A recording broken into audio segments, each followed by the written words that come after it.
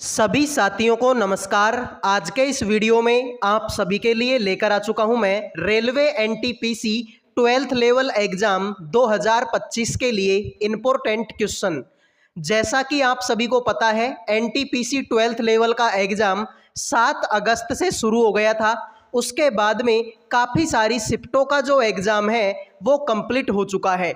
तो इन्हीं शिफ्टों के आधार पर मैंने ये वीडियो तैयार किया है। तो इसमें काफ़ी सारे इम्पोर्टेंट क्वेश्चन होने वाले हैं। जिनका भी एग्ज़ाम अभी तक नहीं हुआ वो वीडियो को लास्ट तक देख लेना, आपको समझ में आ जाएगा कि कैसे कैसे क्वेश्चन और किस किस टॉपिक से आप लोगों से पूछे जा सकते हैं। तो एक बार भाई सभी बच्चे अपनी अपनी एग्ज़ाम डेट कमेंट कर दो ताकि मुझे पता चल सके कि किस डेट के और किस शिफ्ट के ज़्यादा बच्चे हमारे साथ में लाइव हैं। तो आ जाइए शुरू करते हैं क्लास को बिना किसी देरी के। अगला सवाल आपके सामने है, अंग्रेजी वर्णमाला क्रम पर आधारित निम्नलिखित 4 अक्षर समूहों में से 3 एक निश्चित तरीके से समान है और इस प्रकार एक ग्रुप बनाते हैं। कौन सा अक्षर समूह उस ग्रुप से संबंधित नहीं है? तो सभी बच्चे बताएंगे भाई तुम्हारे सामने यहाँ पर 4 ऑप्शन है। इन 4 ऑप्शनों में से 3 तो एक जैसे हैं, एक थोड़ा सा अलग है। उस अलग की पहचान आप सभी को करनी है। तो देखते हैं आप में से कितने बच्चे इस क्वेश्चन का राइट आंसर करेंगे। तो ध्यान से देखने पर तुमको पता लगेगा कि सर ये सवाल तो छोटा सा सवाल है, 2 सेकंड में हम लोग इसको कर देंगे। ठीक है भाई, तो देखो इसको देखो, ECG, ई आएगा 5 पर, सी आएगा 3 पर, जी आएगा 7 पर। इसको देखेंगे, एस आएगा 19 पर, क्यू आएगा 17 पर, यू आएगा 21 पर। इसको देखेंगे, पी 16 पर, ओ 15 पर और आर आएगा 18 पर। और इसको देखेंगे तो एल 12 पर, जे 10 पर और एन आएगा 14 पर। 5 में से 2 घटाएंगे तो 3 होगा, 19 में से 2 घटाएंगे 17 होगा, 12 में से 2 घटाएंगे 10 होगा, लेकिन 16 में से 1 घटाएंगे तो 15 होगा। सर सब में से मैं 2-2 घटा रहा हूँ, इसमें से मैंने क्या घटा दिया? 1 घटा दिया। मतलब मेरे भाई यही तुम्हारा क्या हो गया? गलत हो गया। आओ भाई अगले क्वेश्चन पर बढ़ते हैं। तुमसे बोला है ABCDE और F एक ही इमारत के 6 अलग अलग तलों पर रहते हैं। इमारत में सबसे निचले तल का क्रमांक 1 है, उसके ऊपर वाले तल का क्रमांक 2 है और इसी प्रकार सबसे ऊपरी तल का क्रमांक आपका 6 है। तुमसे बोला ए ऐसे तल पर रहता है जो एक अभाज्य संख्या है। ए और ई जिन तलों पर रहते हैं उनका गुणनफल 3 है। बी के ऊपर केवल 2 व्यक्ति रहते हैं। एफ सी के ठीक नीचे वाले तल पर रहता है। तो बताओ डी और एफ के बीच में कितने व्यक्ति रहते हैं? अब जैसा जैसा सवाल में बोला है वैसा वैसा कर लो मेरे भाई, ठीक है। जैसा जैसा सवाल में बोला है वैसा वैसा करो, तब जाकर मेरे भाई कुछ मजा जो है आप लोगों को आएगा, ठीक है मेरे भाई। तो ध्यान से देखने पर हमको क्या पता लगेगा कि मेरे भाई सबसे पहले तो तुमको 6 तल बनाने पड़ेंगे, ठीक है भाई। तो देखो सर सबसे नीचे वाले को 1 बोला है, ठीक है, सबसे नीचे वाले को 1 बोला, उसके ऊपर को 2 बोला, फिर 3 बोला, 4, 5 और सबसे ऊपर वाले को बोला है 6। तुमसे क्या बोला कि भाई ए ऐसे तल पर रहता है जो एक अभाज्य संख्या है, पहली बात तो ये। और फिर बोला कि ए और ई जिन तलों पर रहते हैं उनका गुणनफल 3 है। तो 3 किसका गुणनफल रह सकता है? 3 या तो 3 का और 1 का। भाई 1 और 3 को गुणा करेंगे तभी तुम्हारा 3 आ सकता है। यानी कि सर ये तो कन्फर्म हो गया कि ए रहता है किस पर? 3 पर, क्योंकि अभाज्य संख्या तो 3 ही है। और मेरे भाई ई रहेगा किस पर? आपका 1 पर। तुमसे बोला कि बी के ऊपर केवल 2 आदमी रहते हैं, तो मैंने बी को यहाँ पर बिठाऊंगा तभी तो बी के ऊपर 2 आदमी रहेंगे। बात तो तुम्हारे ये भी सही बोली। फिर तुमसे बोला कि एफ सी के ठीक नीचे रहता है, तो एफ जो है सी के ठीक नीचे कौन रहेगा? एफ रहेगा। तो सारे आदमी बैठ गए, डी बचा, डी को मैंने यहाँ पर बिठा दिया। अब तुमसे बोला कि डी और एफ के बीच में कितने आदमी रहते हैं, ठीक है मेरे भाई। तो डी और एफ के बीच में ये रहा डी और ये रहा एफ, इनके बीच में कितने आदमी रहते हैं? 2 आदमी रहते हैं। तो जिन बच्चों ने आंसर दे दिया ऑप्शन नंबर आपका बी, उनके हो गए भाई मजे, बाकी सभी का ये क्वेश्चन गलत हो चुका है। तो जिन बच्चों ने बी आंसर दे दिया उनके मजे हो गए, बाकी सभी का क्वेश्चन गलत है। तो आ जाओ मेरे भाई अगले सवाल पर बढ़ते हैं। कई बच्चे बोल रहे हैं कि उनके समझ में नहीं आया, तो समझ में नहीं आया तो कोई दिक्कत नहीं है भाई, दोबारा समझाएंगे, ठीक है भाई। देखो तुमसे बोला ए ऐसे तल पर रहता है जो एक अभाज्य संख्या है। ए अभाज्य संख्या, भाई 3 अभाज्य संख्या ही तो होती है मेरे भाई। सर बात तो तुमने सही बोली। तुमसे बोला ए और ई जिन तलों पर रहते हैं उनका गुणनफल आपका 3 है। तो ए बिठाया मैंने 3 पर, ई को बिठाया 1 पर, इनका गुणनफल कितना आएगा? 3 ही तो आएगा। हाँ सर बात तो तुमने ये भी सही बोली। फिर मेरे भाई यहाँ पर देखा बी के ऊपर केवल 2 आदमी रहते हैं, तो ये रहा बी, इसके ऊपर देख लो 2 आदमी हैं। बस सर बात तो तुमने ये भी सही बोली। फिर मेरे भाई एफ सी के ठीक नीचे रहता है, तो सी के ठीक नीचे कौन रहेगा? एफ रहेगा। तो बताओ डी और ई के बीच में कितने आदमी? तो ये रहा, सॉरी डी और एफ के बीच में कितने आदमी? तो ये रहा एफ, ये रहा डी, इनके बीच में 2 आदमी हैं। बात खत्म। वीडियो में आगे बढ़ने से पहले जो भी बच्चे रेलवे एनटीपीसी की तैयारी कर रहे हैं, जिनका भी पेपर अभी तक नहीं हुआ, आने वाले दिनों में जिन भी बच्चों का एग्जाम है उन सभी के लिए जीके, रीजनिंग और मैथ का पीडीएफ तैयार कर दिया केवल 100 रुपये में। 100 रुपये में आपको जीके, रीजनिंग और मैथ तीनों सब्जेक्टों का पीडीएफ मिलेगा। साथ में मेरे भाई गारंटी रहेगी कि पेपर में ऐसे बहुत सारे क्वेश्चन होंगे जो इस पीडीएफ से देखने को मिलेंगे। केवल और केवल 100 रुपये का पीडीएफ है। 100 रुपये कोई बहुत बड़ी बात नहीं होती। अगर एग्जाम में मान लो इस पीडीएफ से तुमको 20 क्वेश्चन भी देखने को मिलते हैं तो सीधी सी बात है भाई, बहुत अच्छी बात हो जाएगी ये कि 100 रुपये के पीडीएफ से 20 क्वेश्चन हुबहू एग्जाम में मिल रहे हैं, और इससे ज़्यादा क्या चाहिए। तो जिन भी बच्चों को ये पीडीएफ चाहिए इन नंबरों पे व्हाट्सअप मैसेज कर देना। केवल 100 रुपये में आपको तीनों सब्जेक्टों का पीडीएफ मिल जाएगा। अब बढ़ते हैं अगले सवाल पर। आओ मेरे भाई अगले सवाल पर बढ़ते हैं। तुमसे बोला है उत्तर दिशा की ओर मुंह करके 73 विद्यार्थियों की एक पंक्ति में गीता बाएं छोर से 16वें स्थान पर है, जबकि सुनीता गीता के दाएं से 21वें स्थान पर है। जो पंक्ति के दाएं छोर से सुनीता का स्थान क्या होगा? तो देखते हैं आप में से कितने बच्चे इस क्वेश्चन का राइट आंसर करेंगे। फटाफट कमेंट करो मेरे भाई, इस क्वेश्चन का राइट आंसर आप लोगों का क्या होगा। ठीक है भाई, देखो उत्तर दिशा की ओर मुंह करके 73 विद्यार्थियों के पंक्ति में गीता बाएं छोर से 16वें स्थान पर बैठी है। तो पहले तो मेरे भाई ये एक पंक्ति बनाओ, इसमें टोटल विद्यार्थी कितने हैं मेरे भाई? 73। अब गीता जो है बाएं से 16वें नंबर पर बैठी, इधर से गीता गई और 16 नंबर पर कौन बैठी है? गीता बैठी है।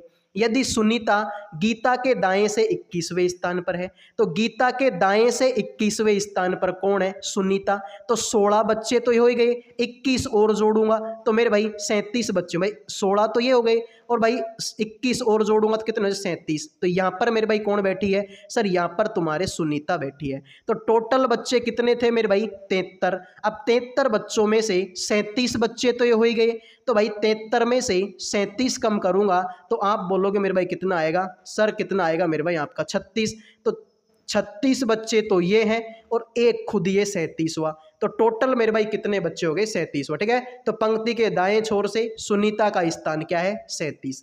ठीक है मेरे भाई। अरे भाई 37 बच्चे तो ये हो ही गए इधर के, तो 73 में से 37 घटाया तो 36, यानी ये बच्चे कितने हो गए? 36। तो सुनीता तो यहाँ पर बैठी है ना, तो 36 तो ये और एक खुद ही है सुनीता। तो कौन सा नंबर हो गया मेरे भाई? 37वां। लो भाई अगला सवाल। निम्नलिखित में से किस अक्षर समूह द्वारा हैज और प्रतिशत को प्रतिस्थापित किया जाना चाहिए ताकि इनके बाईं ओर के अक्षर समूह के युग्मों के बीच का पैटर्न और संबंध इनके दाईं ओर के अक्षर समूह युग्म के बीच का पैटर्न और संबंध आपस में क्या हो जाए? समान हो जाए। तुमसे क्लियर कट शब्दों में ये बोला है कि हैज की जगह पर मैं क्या लिखूं ताकि इनके बीच का रिलेशन, और प्रतिशत की जगह पर क्या लिखूं ताकि इनके बीच का रिलेशन आपस में बराबर हो जाए। ठीक है भाई, तो हैज की जगह पर तो क्या लिखूंगा, प्रतिशत की जगह पर क्या लिखूंगा ताकि इनके बीच का रिलेशन और इनके बीच का रिलेशन आपका क्या हो जाए? बराबर हो जाए। ठीक है मेरे भाई। तो अगर यहाँ पर मैं देखो ऑप्शन नंबर डी है, तो डी में 8 जोड़ूंगा तो 12 होगा, तो 15 में 8 जोड़ूंगा 23, मतलब पहला ऑप्शन तो हो नहीं सकता। ठीक है मेरे भाई, पहला ऑप्शन हो नहीं सकता, दूसरा ऑप्शन होगा नहीं। ठीक है मेरे भाई, तो यहाँ पर देखो तुम चौथे ऑप्शन को देखो। ठीक है, तुम यहाँ पर कौन से ऑप्शन को देखो मेरे भाई? चौथे ऑप्शन को देखो, तुमको पता लगेगा कि सर हैज की जगह पर लिखोगे GCH, तो हैज की जगह पर लिखूंगा मैं GCH। तो देखो G आएगा 7 पर, C आएगा 3 पर, H आएगा 8 पर। इसको देखो L आएगा 12 पर, H आएगा 8 पर, M आएगा 13 पर। 7 में 5 जोड़ेंगे 12, 3 में 5 जोड़ेंगे 8, 8 में 5 जोड़ेंगे 13, हो गया मेरे भाई। प्रतिशत की जगह पर लिखूँ मैं TPU, तो देखो OKP, O आएगा 15 पर, K आएगा 11 पर, P आएगा 16 पर। इसको देखो, T आएगा 20 पर, P 16 पर, U 21 पर। 15 में 5 जोड़ेंगे 20, 11 में 5 जोड़ेंगे 16 और 16 में 5 जोड़ेंगे 21। सर सब में यहाँ पर भी 5 5 और यहाँ पर भी 5 5, मतलब मेरे भाई पहला ऑप्शन ही आप ऑप्शन नंबर जो डी है वो आपका क्या हो गया, 100% सही हो गया। ठीक है मेरे भाई, तो जो आपका ऑप्शन नंबर डी है वो क्या हो गया भाई, 100% सही हो गया। ठीक है मेरे भाई, तो यहाँ पर हैज की जगह पर मैंने GCH लिखा और प्रतिशत की जगह पर मैंने TPU लिखा। तो इनकी जब नंबरिंग दी, इनकी और इनकी नंबरिंग दी, तो सब में 5 5 जोड़ा, इसकी और इसकी मैंने नंबरिंग दी तो मेरे भाई इसमें भी 5 5 जोड़ा, मतलब डी ऑप्शन आपका राइट हो गया। आओ भाई अगले क्वेश्चन पर बढ़ते हैं। तुमसे बोला गया दिए गए वेन आरेख का ध्यानपूर्वक अध्ययन कीजिए और नीचे दिए गए प्रश्न का उत्तर दीजिए। तुमसे बोला है कि विभिन्न खंडों की संख्याएं व्यक्तियों की संख्या को दर्शाती है, ऐसे कितने सेप हैं जो शिक्षक भी हैं लेकिन वकील नहीं है। ठीक है मेरे भाई, ऐसे कितने सेप हैं जो शिक्षक तो हैं लेकिन वकील नहीं है मेरे भाई। ठीक है, ऐसे सेप जो शिक्षक भी हैं लेकिन वकील नहीं है। अब वकील नहीं है मेरे भाई, इसका मतलब वकील वाले को तो हटा दो, वकील वाले को क्या कर दो, हटा दो। अब सेप होने चाहिए और शिक्षक होने चाहिए, तो मेरे भाई क्या है तुम्हारा नो, ये सेफ के अंदर भी है और ये शिक्षक के अंदर भी है। तो जिन बच्चों ने बी आंसर दे दिया उनके हो गए भाई मजे, बाकी सभी का ये क्वेश्चन गलत हो चुका है। ठीक है मेरे भाई, सेफ भी है और शिक्षक भी है। आओ भाई अगले क्वेश्चन पर बढ़ते हैं। तुमसे बोला यदि संख्या 52 17 643 52 17 643 में प्रत्येक सम अंक में 2 जोड़ा जाए और विषम अंक में भी 2 जोड़ा जाए तो बनने वाली संख्या में बाईं ओर से पहले अंक तथा दाईं ओर से पहले अंक का योग क्या होगा। तो देखो मेरे भाई, जैसा जैसा सवाल में बोला है तुम वैसा वैसा कर लो, ज़्यादा माइंड लगाने की आपको ज़रूरत नहीं है। तुमसे क्या बोला है मेरे भाई, संख्या है तुम्हारे पास में 52 17 और मेरे भाई 6 4 3।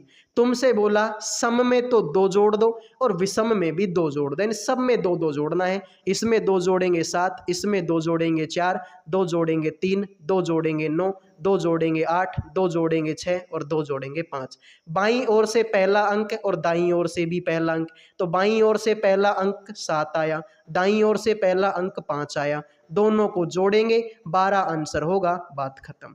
तो जिन बच्चों ने डी आंसर दे दिया उनके हो गए भाई मजे, बाकी सभी का ये क्वेश्चन गलत हो चुका है। ठीक है मेरे भाई, तो जिन बच्चों ने डी आंसर दे दिया उनके हो गए भाई मजे, बाकी सभी का तो ये क्वेश्चन गलत हो चुका है। ठीक है मेरे भाई, तो सम में भी 2 जोड़ना है, विषम में भी 2 जोड़ना है। फिर इधर से बोला बाएं से पहला और दाएं से पहला, इनको जोड़ेंगे तो आंसर आएगा मेरे भाई 12। आओ भाई अगले क्वेश्चन पर बढ़ते हैं। तुमसे बोला कि प्लस का मतलब तो माइनस है, माइनस का मतलब गुणा है, गुणा का मतलब भाग है और भाग का मतलब प्लस है, तो निम्नलिखित समीकरण में प्रश्न चिन्ह के स्थान पर क्या आएगा। तो देखते हैं भाई आप में से कितने बच्चे हैं जो इस क्वेश्चन का राइट आंसर करेंगे।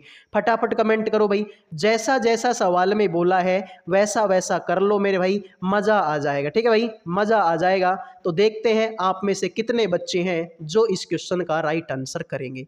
तो भाई देखो सर 32 की जगह पर तो 32 लिख दूंगा मैं, इसमें तो मुझे कोई ऐतराज है नहीं, लेकिन आगे तो भाग है और भाग का मतलब तो प्लस है, तो प्लस लगा दो मेरे भाई 14। सर आगे तो प्लस है तो प्लस का मतलब तो माइनस है, माइनस लगा दो 16। आगे है मेरे भाई माइनस, सर माइनस का मतलब तो गुणा है, गुणा लगा दो मेरे भाई 8। आगे है गुणा, गुणा का मतलब भाग, भाग लगा दो मेरे भाई 4। तो 32 और 34 कितना होता है सर, ये होता है आपका 46। ठीक है, माइनस का यहाँ पर देखो 16 और मेरे भाई 4 दूना 8, 2 बार हो जाएगा, तो 46 माइनस का 32 करेंगे आंसर तो आएगा मेरे भाई कितना 14। तो 46 में से 32 घटाएंगे 14 आंसर होगा, जो कि मेरे भाई ऑप्शन नंबर किस में है, ऑप्शन नंबर आपके बी में है। तो जिन बच्चों ने बी आंसर दे दिया उनके मजे हो गए, बाकी सभी का गलत है। ठीक है भाई, तो कुछ भी नहीं किया, भाग की जगह पर प्लस, प्लस की जगह पर माइनस, माइनस की जगह पर गुणा और गुणा की जगह पर भाग। तो 4 का भाग देंगे 2 बार जाएगा, तो 16 दूना 32 और 32 और 14 46। तो 46 में से 32 घटेगा, 14 आंसर आएगा, बात खत्म। आओ मेरे भाई अगले क्वेश्चन पर बढ़ते हैं। तो अगले क्वेश्चन पर बढ़ने से पहले सभी बच्चों से रिक्वेस्ट है कि प्लीज भाई वीडियो को लाइक कर दो, चैनल को सब्सक्राइब कर दो। लाइक और सब्सक्राइब करने का कोई पैसा आप लोगों का नहीं लगता। लाइक करना भी फ्री होता है और मेरे भाई सब्सक्राइब करना भी फ्री होता है। देखो मेरे भाई सेम वैसा ही सवाल है जैसा हमने थोड़ी देर पहले किया। ठीक है मेरे भाई, सेम वैसा ही सवाल है जैसा हमने थोड़ी देर पहले किया कि भाई हैज की जगह पर तो मैं क्या लिखूं ताकि इनके बीच का रिलेशन, और प्रतिशत की जगह पर क्या लिखूं ताकि इनके बीच का रिलेशन आपस में क्या हो जाए, बराबर। तो बताओ भाई हैज की जगह पर क्या लिखोगे और मेरे भाई प्रतिशत की जगह पर आप लोग क्या लिखोगे। तो पहले तो एक एक अक्षर से ही अंदाजा लग जाता है तुम लोगों को। ठीक है मेरे भाई, तो देखो 9 और 4 13 हो जाएगा। बात तो सही है मेरे भाई, इसमें 5 जोड़ेंगे 9 और 5 का 14 हो जाएगा। ठीक है भाई, इसमें 6 जोड़ेंगे तो ये देखे, तो ये ऑप्शन तो तुम्हारा गलत हो गया। ठीक है भाई, ये ऑप्शन तो तुम्हारा गलत हो गया भाई। ये देखो एफ आता है कितने नंबर पर, 6 नंबर पर। तो 6 और 4 10, 9 और 4 13, तो सर ये भी हो जाएगा। 5 और 5 10, 9 और 5 का 14। तो मेरे भाई अब अगले वाले पे बढ़ते हैं। ठीक है भाई, तो देखो इसमें 2 जोड़ेंगे 8, 11 में 2 जोड़ेंगे 13, तो ये तो तुम्हारा गलत हो गया। ठीक है मेरे भाई, ठीक है। 7 और 5 12 जोड़ेंगे 16 हो जाएगा। ठीक है भाई, 8 जोड़ेंगे, ठीक है भाई बिल्कुल। तो बी ऑप्शन तुम्हारा राइट होगा। ठीक है मेरे भाई, बी ऑप्शन आप लोगों का राइट होगा। अब कैसे होगा देख लो मेरे भाई, ई सी जी, सॉरी ई जी सी है। ठीक है भाई, तो हैज की जगह पर मैं क्या लिखूंगा, हैज की जगह पर लिखूँ मैं ई जी सी। तो देखो इनकी नंबरिंग दे दो, ई आएगा 5 पर, जी आएगा 7 पर, और मेरे भाई सी है ना, तो ये आएगा मेरे भाई 3 पर। इसको देखो मेरे भाई, जे आता है 10 पर, एल आएगा 12 पर, एच आएगा 8 पर। ठीक है मेरे भाई, तो 5 में 5 जोड़ेंगे 10, 7 में 5 जोड़ेंगे 12, 3 में 5 जोड़ेंगे 8। अब यहाँ पर देखो मेरे भाई हैज की जगह, सॉरी प्रतिशत की जगह पर लिखो मैं n p l, n p l. तो देखो यहाँ पर है आई के जी, आई आता है 9 नंबर पर। ठीक है भाई, आई आता है 9 नंबर पर, के आता है 11 पर, और जी आता है 7 पर। इसको देखो मेरे भाई, एन आएगा 14 पर, पी आएगा 16 पर, एल आएगा 12 पर। 9 में 5 जोड़ेंगे 14 होगा, 11 में 5 जोड़ेंगे 16 होगा, 7 में 5 जोड़ेंगे 12 होगा। समझ में आ गया मेरे भाई। सर यहाँ पर भी 5 5 जोड़ा और यहाँ पर भी 5 5 जोड़ा, तो राइट आंसर मेरे भाई क्या आया, ऑप्शन नंबर बी आया। तो मेरे भाई ऐसा ही एक सवाल हम थोड़ी देर पहले भी कर चुके हैं। जिनको समझ में नहीं आया वो उसको भी देख लेना, जिनको समझ में नहीं आया वो इसको एक बार फिर से रिपीट करके देख लेना, क्योंकि मेरे भाई ऐसे सवाल एग्जाम में आएंगे और 100% आएंगे। ठीक है मेरे भाई, तो कुछ भी नहीं करना भाई, तुमको कोई ऐसी चीज सोचनी है कि जो इनके बीच का रिलेशन और इनके बीच का रिलेशन बराबर कर दे। तो मैंने हैज की जगह पर ये लिखा और प्रतिशत की जगह पर मैंने ये लिखा, और मुझे पता चला कि सर इनमें भी 5 5 जोड़ा और इनमें भी 5 5 जोड़ा। हो गया मेरे भाई। आ जाओ अगले क्वेश्चन पर बढ़ते हैं। देखो अंग्रेजी वर्णमाला क्रम पर आधारित दी गई श्रृंखला में प्रश्न चिन्ह के स्थान पर क्या आना चाहिए। सभी बच्चे बताएंगे क्वेश्चन मार्क की जगह पर क्या आएगा। तो देखते हैं भाई आप में से कितने बच्चे हैं जो इस क्वेश्चन का राइट आंसर करेंगे।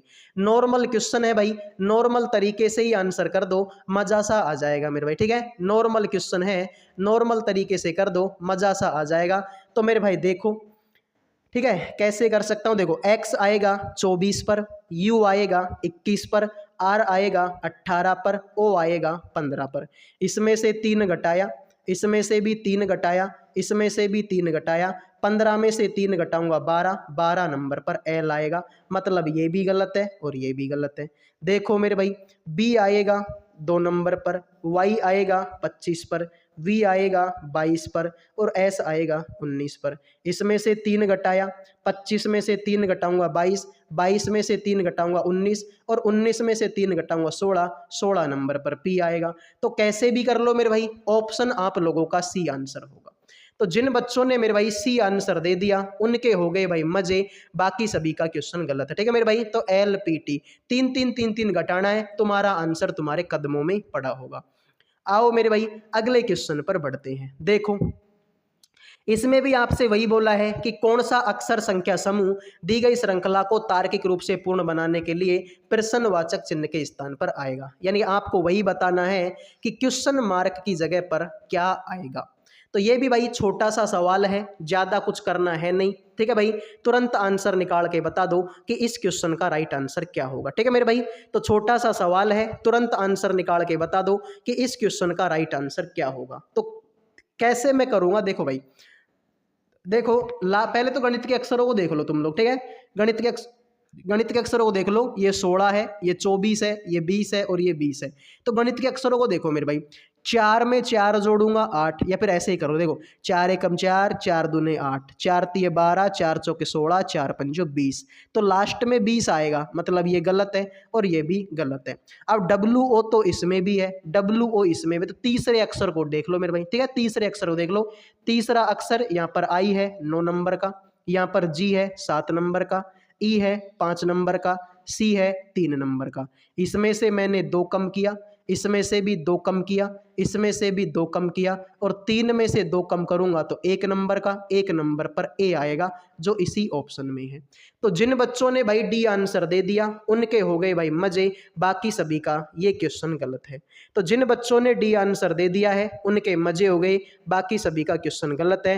तो मेरे भाई ये इस क्वेश्चन का राइट आंसर होगा, ठीक है मेरे भाई। तो 9 में से 2 कम करेंगे 7, सब में 2 2 कम करेंगे, 3 में से 2 कम करें 1, 1 नंबर पर A आता है जो इसी में है। लो भाई अगले सवाल पर बढ़ते हैं। बहुत ही प्यारा क्वेश्चन है। तुमसे बोला प्लस का मतलब है कि ये इसकी मम्मी है, भाग का मतलब है कि ये इसके पिताश्री हैं, माइनस का मतलब है कि ये इसके भाई हैं, और गुणा का मतलब है कि ये इसकी पत्नी है।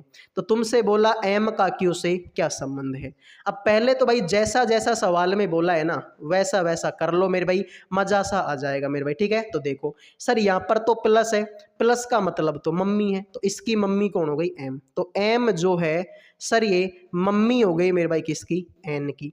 यहाँ पर गुणा है, गुणा बोले तो सर पत्नी है, तो एन जो है पत्नी हो गई मेरे भाई किसकी, सर ये तो ओ की पत्नी हो गई। आगे तो भाग है, भाग का मतलब पापा है, तो सर ओ जो है पापा हो गए मेरे भाई किसके, सर ये तो पी के पापा हो गए। आगे है माइनस, माइनस बोले तो भाई है, तो सर पी जो है भाई है मेरे भाई किसका, सर ये तो क्यों का भाई है। तो मान लो कि ये मैं हूं, ये मेरा भाई, मेरे भाई के पापा मतलब मेरे भी पापा, मेरे पापा की पत्नी मेरी मम्मी, और मेरी मम्मी की मम्मी, ऑप्शन नंबर 1 आंसर होगा। तो जिन बच्चों ने 1 आंसर दे दिया मम्मी की मम्मी, यही तुम्हारे सवाल का राइट आंसर होगा, ठीक है मेरे भाई। तो सिंपल सा क्वेश्चन है कि ये मैं हूं, ये मेरा भाई है, मेरे भाई के पापा मतलब मेरे भी पापा, मेरे पापा की पत्नी मतलब मेरी मम्मी, और मेरी मम्मी की मम्मी, ऑप्शन नंबर 1 आंसर होगा। तो सभी बच्चों से रिक्वेस्ट है भाई प्लीज यार वीडियो को लाइक कर दो, चैनल को सब्सक्राइब कर दो। लाइक और सब्सक्राइब करना बिल्कुल फ्री होता है, ठीक है मेरे भाई। तुम्हारे लिए शानदार शानदार क्वेश्चन लेकर आया हूं, बड़े ही प्यार से बड़े ही आराम से आप लोगों को समझा रहा हूं। अगर मेरे भाई अब भी तुम लाइक नहीं करते तो ये तुम्हारी मर्जी है, मैं इसमें क्या ही कर सकता हूं, ठीक है भाई। तो कर दीजिए लाइक और सब्सक्राइब फिर।